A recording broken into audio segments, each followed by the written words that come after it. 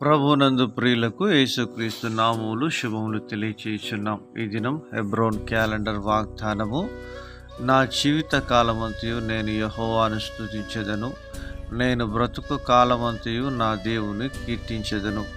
కీర్తన 146వ అధ్యాయము 2వ చరణంలో దేవుడు ఈ మాటలు తెలియజేస్తూ ఉన్నాడు.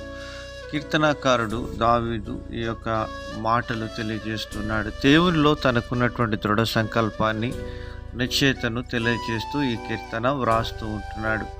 ప్రియమైనటువంటి వారలారా, ఈ యొక్క కీర్తనలో మనం జ్ఞాపకం చేసుకున్నప్పుడు దావీదు తన జీవితంలో తన జీవిత కాలమంతయు నేను యెహోవాను స్తుతించెదను అని ఆరాధిస్తూ ఉంటున్నాడు. 145వ కీర్తన 2వ చరణంలో అంటున్నాడు, అనుదినము నేను నిన్ను స్తుతించెదను, నిత్యము నీ నామమును స్తుతించెదను అని కీర్తనకారుడు వ్రాస్తున్నాడు. ప్రియమైనటువంటి దేవుని ప్రజలారా, మన జీవితంలో ఎదురయ్యే ప్రతి పరిస్థితిని బట్టి దేవునికి కృతజ్ఞతాస్తుతులు చెల్లించబద్దులమై ఉంటున్నాం. ఎందుకనగా మరి దేవుడు తన యొక్క చిత్తానుసారంగా మన జీవితంలో పరిస్థితులను అనుమతించేవాడుగా ఉంటున్నాడు.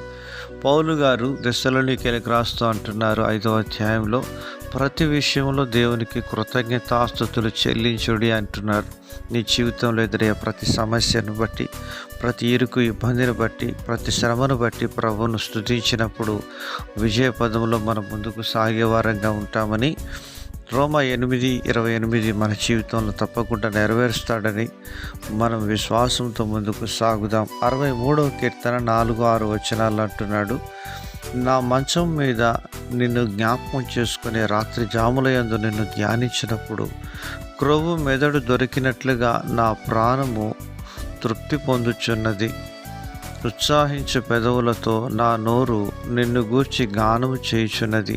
కాగా నా జీవిత కాలమంతయు నేను ఇలాగున నిన్ను స్తుతించెదను, నీ నామమును బట్టి నా చేతులెత్తెదనని కీర్తనకారుడు దావీదు సెలవిస్తున్నాడు. ప్రియమైనటువంటి దైవజనమ, దేవుణ్ణి స్తుతించి ఆరాధించడంలో ఎంతో సంతోషము, సమాధానాన్ని మనం పొందుకునే వారంగా ఉంటాం.